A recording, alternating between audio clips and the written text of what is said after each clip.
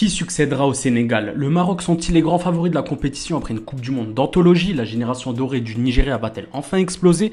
Beaucoup d'interrogations pour cette Coupe d'Afrique des Nations qui s'annonce folle. Initialement prévue en juin et juillet 2023, la CAN a été déplacée de 6 mois en raison de la période qui correspondait à la saison des pluies en Côte d'Ivoire. Le pays accueille la compétition pour la deuxième fois de son histoire après celle de 1984, remportée par le Cameroun de Monsieur Roger Mila. Ça y est, la Coupe d'Afrique c'est dans 5 jours, c'est le moment pour toi de tout connaître sur la compétition, les statistiques, les face-à-face et toutes ces petites histoires qui entourent la compétition. Bon, on va y aller, c'est parti générique.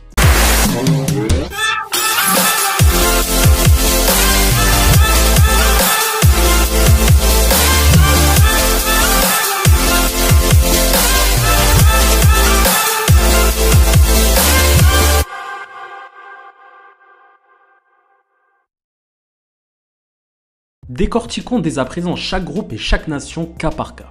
Le groupe A est composé du pays hôte, la Côte d'Ivoire, le Nigeria, la Guinée équatoriale et de la Guinée-Bissau. 2 fois champions d'Afrique, les éléphants joueront la compétition à la maison. Les hommes de Jean-Louis Gasset devront mieux faire que la précédente compétition avec une élimination prématurée en 8e de finale. Pour y remédier, les éléphants pourront compter sur un beau mélange de joueurs expérimentés comme Seko Fofana et Serge Aurier et de jeunes joueurs qui performent dans les championnats européens. On pense bien évidemment à Jérémy Boga et aux jeunes joueurs de Brighton Adingra. De son côté, le Nigeria sera aussi un sacré client, l'un de mes favoris pour cette compétition, même si les derniers résultats ne sont pas fameux avec un match nul face aux Lesotho et une non-qualification à la Coupe du Monde 2022. Menés par le meilleur joueur africain de l'année, les Super Eagles offensivement semblent être en place. Les inquiétudes viennent des autres lignes et surtout du gardien Francis Uzoho qui semble être le point faible de cette nation qui manque d'un vrai fond de jeu. Depuis sa première participation en 2012, la Guinée équatoriale a toujours figuré au minimum en quart de finale de la compétition. Ceux qui avaient battu l'Algérie et éliminé le Mali en 2022, l'outsider de ce groupe mené par l'expérimenté Emilio Nsoué n'a pas perdu un seul match sur ses 9 derniers. Pour sa 4e participation, la Guinée-Bissau hérite d'un groupe assez coriace. Les Djortous sont bien évidemment le petit poussé de ce groupe. Aucune victoire en phase finale. Les hommes de Bassirou Kandé, menés par l'attaquant lyonnais Mama Baldé, auront le job des troubles faits. Passons au groupe B, celui du pays le plus titré du continent africain, l'Égypte, du Ghana, du Cap-Vert et de la Mozambique. Sûrement les favoris pour beaucoup d'entre vous, septuple champion d'Afrique, l'Égypte aborde cette compétition avec un esprit revanchard après la défaite en finale face au Sénégal lors de la précédente édition. Mené par le roi Mo Salah, l'Égypte a quasi fait un sans faute lors des qualifications avec 5 victoires en 6 matchs et sera un sacré client lors de cette compétition. Il y a vraiment un joueur que je suis beaucoup cette saison, il s'agit de Marmouche de l'Eintracht Francfort, lui qui sera un joueur intéressant à suivre. Ah les Black Stars, comment ne pas penser au penalty d'Asamoah Gyan lorsqu'on évoque le Ghana? Décevant depuis sa finale perdue en 2015 et décevant aussi en 2022 avec une dernière place de sa poule, les quadruples champions d'Afrique semblent être sans vrai plan de jeu concret. La récente défaite face aux Comores pour les qualifications mondiales le démontre totalement. Une nation remplie de talents qui ne brille pas, mais on va essayer de rester positif et de mettre une petite pièce sur l'homme fort de cette équipe, le joyau de West Ham, Mohamed Kudus. Si on veut un peu parler statistiques, en cas de titularisation, André Ayew égalera Rigobert Song et Ahmed Hassan au classement des joueurs ayant participé au plus de CAN. Autre record qu'il pourrait battre, mais celui-ci semble très difficile, Ayew est à 8 buts du meilleur buteur de l'histoire de la CAN.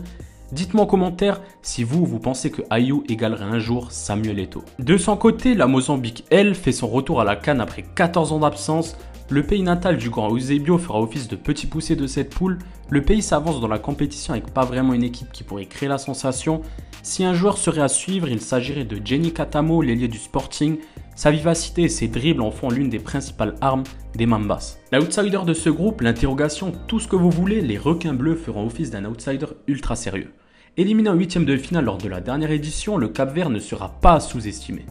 Les Tubarões Azul pourront compter sur quelques noms assez connus du paysage européen, tels que Gary Rodriguez, Bébé, Giovanni Cabral ou encore le Toulousain Logan Costa. Le groupe C dès à présent. Le groupe du vainqueur en titre, le Sénégal, qui sera opposé au Cameroun, la Gambie et la Guinée. Les Lions de la Teranga sont les grands favoris de la compétition. Seront-ils capables de faire le back-to-back comme le Cameroun lors du début des années 2000 ? Telle est la question. Battu une seule fois en 2023, le Sénégal est bien armé pour conserver sa couronne. Le champion en titre pourra compter sur toute une armée, sur chaque ligne, un leader qui sait faire la différence. Mendy au but, Koulibaly en défense, Gaï au milieu et Sadio Mané en attaque, sans oublier les très prometteurs Pape Matar Sarr et Lamine Sarr. En plus de ça, il faut se dire que le pays compte encore Nicolas Jackson, Boulaïdia et Ismaïla Sarr dans ses rangs, une armada qui devrait faire la différence pour éviter la malédiction du champion en titre qui n'a pas encore été brisée depuis 2012. Les troisièmes de la précédente édition, eux, seront aussi un sérieux candidat. Les Lions indomptables sortent d'une bonne Coupe du Monde et pourront compter sur plusieurs cadres établis. André Onana, Zambo Anguissa ou encore Vincent Aboubakar qui pourrait lui aussi égaler ou battre le record de Samuel Eto'o. Oui, je sais, 9 buts en une seule compétition, ça paraît compliqué mais on sait jamais. Il sera accompagné en attaque par l'attaquant du Bodo Glimt, Pemi Moubania, auteur d'un super début de saison avec son club. Mené par Serhou Guirassy, la Guinée s'avance dans une compétition que le pays n'a jamais remportée malgré 11 participations. Hormis une finale en 76, la Guinée devrait être costaud pour sortir de cette poule et devra sans doute se la jouer avec la Gambie. Le point fort de cette sélection sera bien évidemment son attaque avec Guirassy, Bayo ou encore Kamano. Pour la deuxième fois de son histoire, la Gambie disputera la CAN. Le pays va tenter de surprendre le continent comme il a si bien fait en 2021 en éliminant le Cameroun en quart de finale qui est dans son groupe cette année. Drôle de coïncidence, les Scorpions retrouveront dans leur groupe leur bourreau qui les avait éliminés lors de la précédente édition. La Gambie pourra compter sur quelques anciens joueurs de Serie A, Omar Colley, Ebrima Colley, Barrow ou Chesey, sans oublier le Messin Diallo. Place au groupe D avec l'Algérie, l'Angola, le Burkina Faso et la Mauritanie. Vainqueur de la CAN 2019 et éliminé dès le premier tour en 2021, l'Algérie doit laver l'affront de la dernière édition. Depuis plus d'un an, les Fennecs sont quasi imbattables et arrivent en Côte d'Ivoire avec une équipe bien rodée. Menée par l'inévitable Riyad Mahrez, le pays doit se réaffirmer comme une nation dominante sur le continent africain. Le maestro Ismaïl Benasser est de retour au milieu de terrain, il sera accompagné par le tout juste naturalisé Oussem Aouar et celui qui est auteur d'un bon début de saison avec le LOSC, Nabil Bentaleb. Dans cette équipe, il y a deux joueurs que je suis impatient de voir à l'œuvre avec cette sélection. Dans un premier temps, Fares Chaibi, auteur d'un énorme début de saison avec Francfort, et de l'autre, la sensation du championnat belge, Mohamed Amoura, auteur de 18 buts cette saison. Pas à la CAN depuis 2013, l'Angola a fait son retour dans la compétition. Sortir du groupe semble être une tâche compliquée pour les antilopes noires qui n'ont plus gagné depuis 7 mois. L'objectif de la nation sera au minimum de sortir des groupes, objectif qui n'a plus été atteint depuis 2010. L'homme fort de cette sélection est Zito Luvumbo, le joyau du Cagliari, qui enchaîne les saisons de haute volée.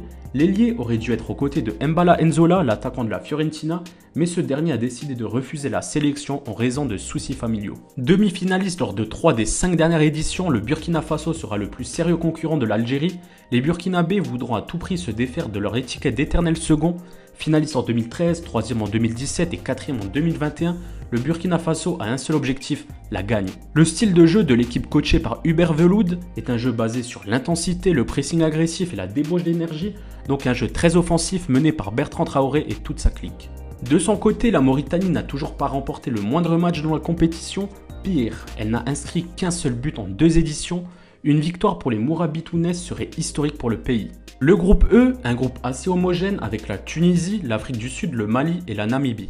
On commence par la nation qui a fait son retour dans la compétition après une absence en 2021, l'Afrique du Sud. Première de sa poule devant le Maroc lors des qualifications, l'Afrique du Sud devra se montrer solide pour sortir de cette poule où même le petit poussé de la compétition lui a tenu tête à 2 reprises cette année.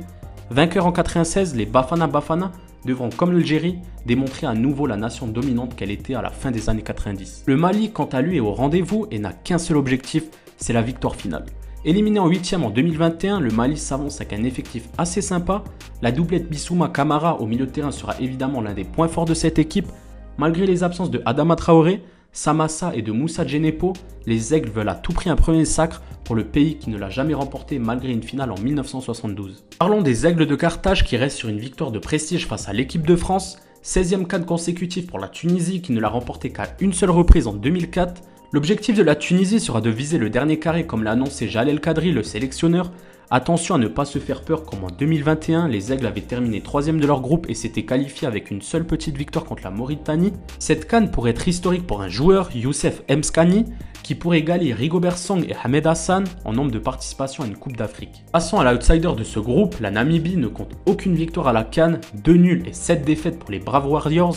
La Namibie n'a jamais battu la Tunisie dans son histoire et ses dernières victoires contre l'Afrique du Sud et le Mali remontent au siècle dernier. Dernier groupe de la CAN, le groupe F composé du Maroc, la République du Congo, la Tanzanie et de la Zambie. On va débuter avec du lourd, les demi-finalistes de la dernière Coupe du Monde, le Maroc s'avance dans la compétition avec l'étiquette de l'ultra favori. Et comment penser le contraire avec l'effectif de fou qu'a le Maroc? Bono dans les cages, Hakimi, Mazraoui et Aguer en défense, Amrabat, Ounaï et Ziyech au milieu, En-Nesyri, Abdé et celui qui casse tout avec le PSV, Saïbari en attaque, Les Lions de l'Atlas n'ont plus dépassé les quarts de finale depuis 2004 et devront casser cette mauvaise série et pourquoi pas remporter le trophée qui leur manque depuis 1976. Sacré 2 fois champion d'Afrique, le Congo doit par tous les moyens sortir de sa poule qui semble être à sa portée. Les Léopards sont sur 4 victoires d'affilée et pourront compter sur leur meneur d'hommes Bakambu qui sera épaulé par Wissa et Banza en attaque. Champion en 2012 et puis plus rien. Les Chipolopoulos n'ont même pas réussi à se qualifier lors des 3 dernières éditions de la CAN. Menés par le buteur de Leicester, Patson Daka, doivent à tout prix stopper cette série et sortir de ce groupe qui semble à leur portée. Les Zambiens restent tout de même sur une victoire 3-0 face à la Côte d'Ivoire et une première place de son groupe de qualification. On termine par la plus mauvaise équipe au classement FIFA parmi celles qualifiées, la Tanzanie. Bon, on va faire court, les Taifa Stars attendent une seule chose, non pas un sacre mais seulement une première victoire dans la compétition qui serait déjà historique pour le pays. Et voilà, on a fait le tour des nations qualifiées pour cette CAN qui s'annonce historique avec des groupes relativement homogènes. Beaucoup d'observateurs du foot africain reconnaissent un tirage équilibré sans groupe de la mort, bien que le groupe C se démarque avec le Sénégal, le Cameroun, la Guinée et la Gambie. Allez, on termine avec une anecdote assez sympa sur cette CAN 2023. Le saviez-vous? Seules 7 nations qualifiées ne portent pas de surnom en référence à un animal. Il s'agit de l'Afrique du Sud, les Bafana Bafana, les Pharaons pour l'Égypte, la Zambie, les Chipolopoulos, ce qui signifie les boulets de cuivre, et excusez-moi pour la prononciation, la Guinée équatoriale avec les Nzalang National, le Ghana avec les Black Stars, la Tanzanie avec les Taifa Stars, la Mauritanie les Moura Bitounes et la Namibie les Brave Warriors. Voilà l'équipe, la vidéo touche à sa fin en espérant que vous ayez kiffé. Dites-moi en commentaire pour vous qui va gagner la CAN 2024. Nous on se retrouve encore pour 2 vidéos sur le continent africain, un continent rempli d'histoire et de talent. Sur ce, ciao l'équipe.